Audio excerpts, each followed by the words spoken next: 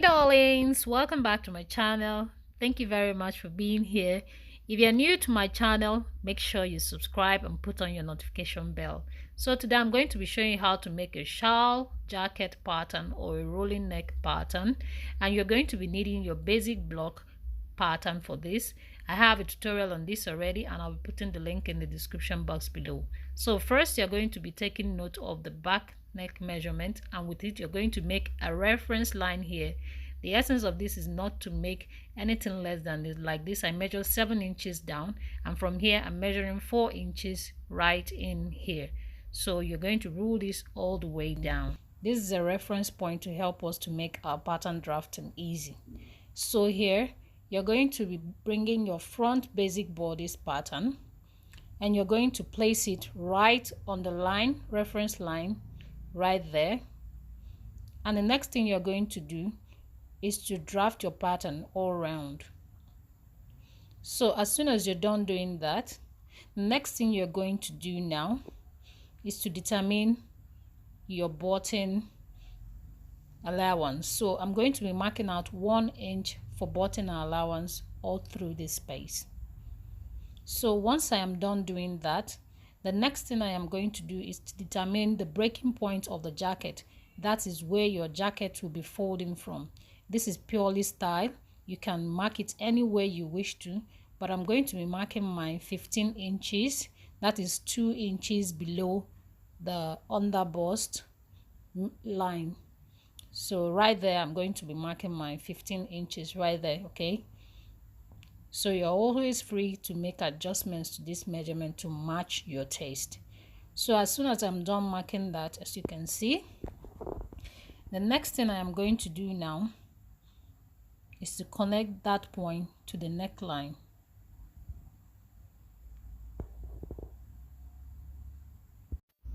So I'm going to be connecting it right from here to this point.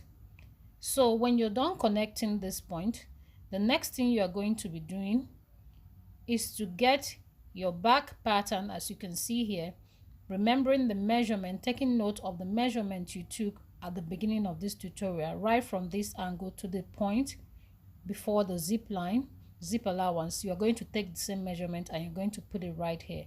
Usually, if you are using a basic bodice pattern, it's not more than 3 inches or 3.5 inches.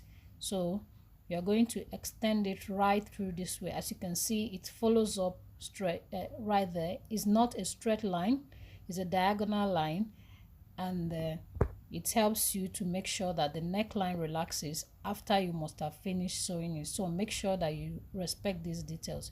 Then from right there, you're going to mark 1/2 inch outside wards, and then you're going to curve it in like this. As you can see here, I'm taking 1/2 inch outward and I'm going to curve it in into the measurement. This is for it to balance well at the back neckline. So here you're going to determine how the lapel will look like. You can go for scallop, you can go for a straightforward, or you can just make sure you become creative. You do yours creatively, okay? All of them must not be equal in size as well. So there are a variety of ways to do this, but it all depends on what you want to achieve at the end of the day. So I'm going to be extending the neck collar, that is the lapel measurement. I'm going to be imputing 3.5 inches. Some people use this as a standard measurement for a shirt collar.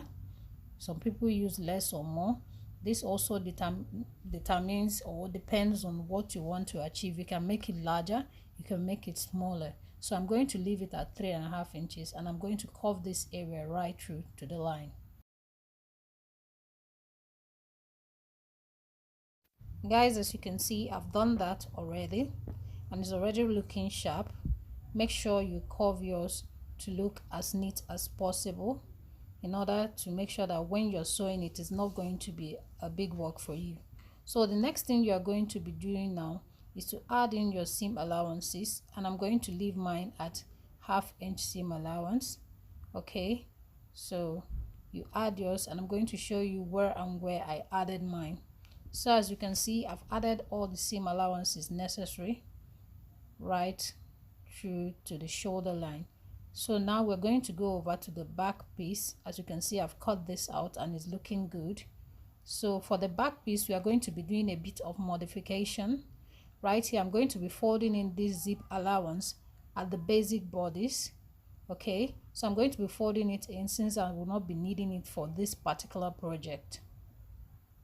In addition to this adjustment, we're going to be adding a dart to the back piece of our pattern to create a better shape for this rolling collar jacket. So I'm just going to show you what I mean. So we're just going to start off with the first one I mentioned, which is folding in your zip allowance and drafting out your back bodice on a sheet of paper, marking paper like this. After marking and tracing out your pattern, it should look something like this with the dart, everything included.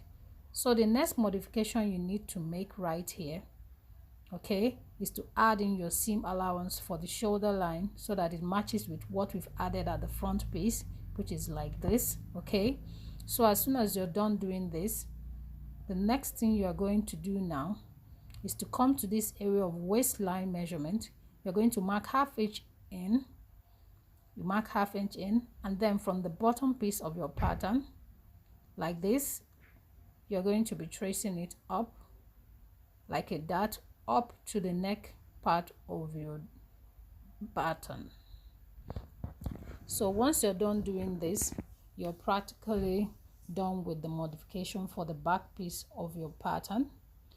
So the essence of marking this ½ inch allowance at the spine area of your jacket is to ensure that after using this pattern, you're going to be having a close-fitted garment, a close-fitted dress or a jacket. So after cutting this out, this is what it looks like. And as you've noticed, I didn't cut this out as well for the pattern. This is a reminder for me when I'm going to cut it out on my fabric. I will remember to add my seam allowances at this area also. So guys, thank you guys for watching. Make sure you like and subscribe to my channel, put on your notification bell so that as soon as I post my jacket after sewing it, you will see the tutorial also. Make sure you check out my other videos. You may find what you may like. See you guys in my next tutorial. Stay out of trouble. Bye.